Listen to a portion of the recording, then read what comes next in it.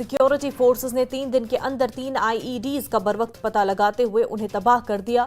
बांडीपुरा में आज एक आईईडी को नाकारा बना दिया गया और इससे एक बड़ा मुमकिन सानहा टल गया।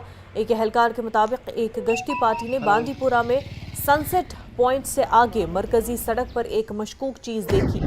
चेक करने पर वो आईईडी निकली। अफसर ने मजीद कहा कि बम डिस्पोजल स्क्वाड ने बाद में मौके पर पहुंचकर आईईडी को बगैर किसी नुकसान के तबाह कर दिया। हेलो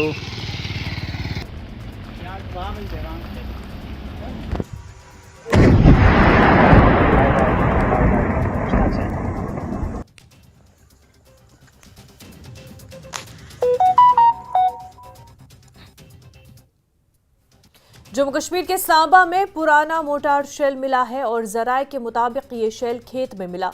बम डिस्पोजल दस्ता मौके पर पहुंच गया।